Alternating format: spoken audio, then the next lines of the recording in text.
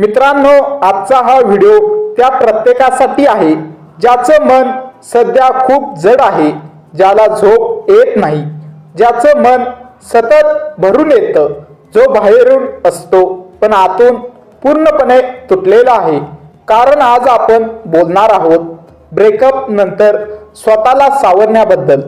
मित्रांनो, ब्रेकअप म्हणजे फक्त नातं तुटणं नाही, तो एक विश्वास तुटणं असतं, एक स्वप्न तुटणं असतं आणि कधी कधी स्वतःचं अस्तित्व हरवणं असतं.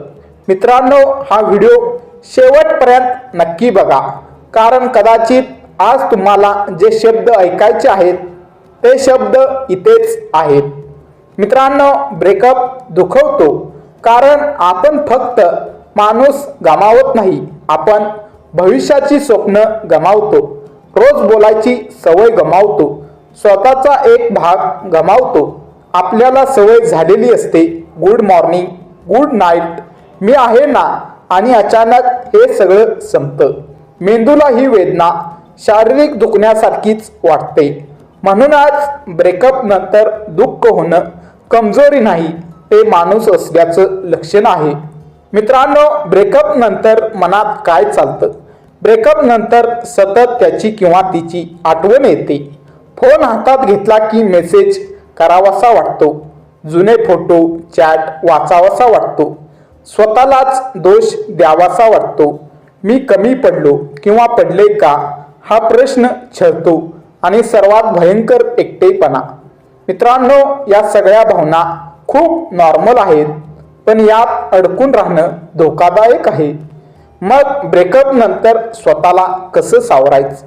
हे सावरणं एका दिवसात होत नाही, पण योग्य पद्धतीने गेलात तर एक दिवस तुम्ही स्वतःलाच धन्यवाद द्याल. चला एक एक पायरी पाहूया. पायरी नंबर 1, दुःख स्वीकारा, पळू नका.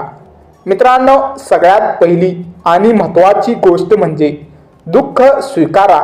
मला काही फरक पडत नाही, मी स्ट्रॉंग आहे, मला रडायची गरज नाही. हे सगळं खोटं आहे.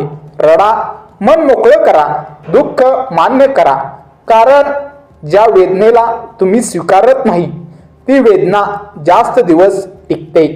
रडणं कमजोरी नाही, ते हिलिंग आहे. पायरी नंबर 2, कॉन्टॅक्ट पूर्णपणे बंद करा. मित्रांनो, हा मुद्दा खूप कठीण आहे, पण तितकाच गरज आहे. ब्रेकअप नंतर फोन कॉल मेसेज स्टेटस बघणं, सोशल मीडिया स्टॉक करणं, हे सगळं जखमेवर मीठ चोळण्यासारखं आहे. जर खरंच सावरायचं असेल तर नो कॉन्टॅक्ट रूल पाळा. सुरुवातीला खूप त्रास होईल, पण नंतर मन हळूहळू शांत होईल. पायरी नंबर 3, स्वतःला दोष देणं थांबवा. मित्रांनो, ब्रेकअप झाला म्हणजे सगळा दोष तुमचाच होता असं नाही.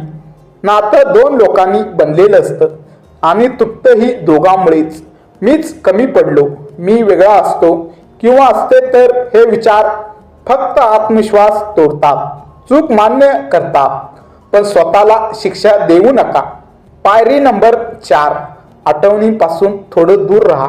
मित्रांनो, जुने फोटो चॅट गिफ्ट्स गाणी जागा, हे सगळं आठवणी जाग्या करतं. सगळं फेकून द्या असं नाही, पण सध्या डोळ्यासमोर ठेवू नका.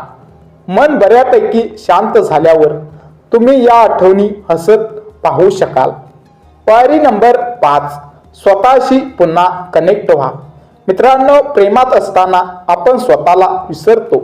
आता वेळ आहे स्वतःला पुन्हा ओळखण्याची. छंद जोपासा, व्यायाम करा, पुस्तकं वाचा, नवीन कौशल्य शिका, स्वतःसाठी वेळ काढा. स्वतःसोबत वेळ घालवणं हेच खऱ्या हिलिंगची सुरुवात आहे. पायरी नंबर 6, भावना कुणाशी तरी शेअर करा. मित्रांनो, सगळं मनात ठेवू नका. एक मित्र, एक मैत्रीण, कुटुंबातला कुणी ज्याच्यावर विश्वास आहे त्याच्याशी बोला. बोलल्यावर मन हलकं होतं आणि जर खूपच जड वाटत असेल तर प्रोफेशनल हेल्प घेण्यात लाज वाटू नका. पायरी नंबर 7, स्वतःवर प्रेम करायला शिका. मित्रांनो, हा सगळ्यात महत्त्वाचा टप्पा आहे. स्वतःवर प्रेम तुम्ही पुरेसे आहात.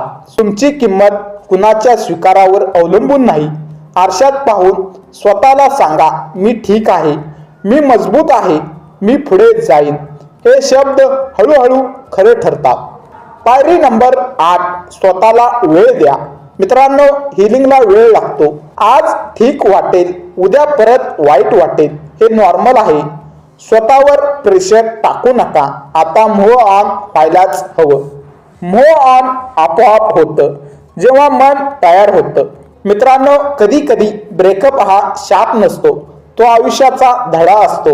जो माणूस गेला तो कदाचित तुमच्या आयुष्याचा शेवट नव्हता, तो फक्त एक वळण होता. मित्रांनो, जर आज तुम्ही खूप एकटे असाल तर हे लक्षात ठेवा, हा त्रास कायमचा नाही. एक दिवस तुम्ही हसाल, शांत व्हाल आणि म्हणाल, बरं झालं, जे गेलं ते गेलं.